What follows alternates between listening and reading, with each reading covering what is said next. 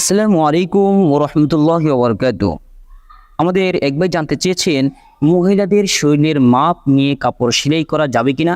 আমাদের আরেক ভাই জানতে চেয়েছেন বারবার গুনাহ করি, বারবার তওবা করি, আমার বাঁচার উপায় কি। আমাদের আরেক ভাই জানতে চেয়েছেন মসজিদের মাইকে হারানোর বিষয় এলান করা যাবে কিনা, ঘোষণা দেওয়া যাবে কিনা।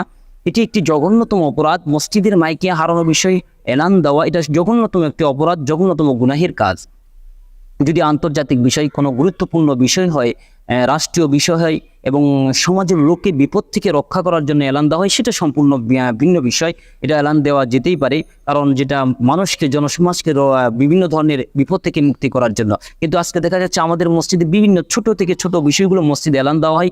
কোনো অহেতুক বিষয়, কোনো প্রয়োজন নাই তেমনটা, এটা স্বাভাবিকভাবে হলে হয়, কিন্তু সেই জিনিসটা আমরা দেখা যাচ্ছে মসজিদে কিছু থেকে কিছু না হতে মসজিদে এলান দিয়ে বসি। এটা সম্পূর্ণ জঘন্যতম একটি অপরাধের বিষয়। আমরা এই অপরাধ থেকে, গুনাহ থেকে মুক্তি থাকার চেষ্টা করব। এমনকি নবী করিম সাল্লাল্লাহু আলাইহি ওয়াসাল্লাম বলেছেন, কেউ যদি মসজিদে হারানোর বিষয়ে এলান দেয় তো তোমরা ওই সমাজের লোক এবং তোমরা বদদোয়া করো যাতে করে সে ওই জিনিসটা না পায়। তাহলে কত বড় একটি জঘন্যতম অপরাধ এবং একটি গুনাহের কাজ। আমরা বিশেষ করে এই গুনাহের কাজ থেকে বিরত থাকার জন্য এবং সমাজের অন্যান্য লোককে বোঝার জন্য এবং নিজে বোঝার জন্য চেষ্টা করব। আল্লাহ আমাদেরকে তৌফিক দান করুন।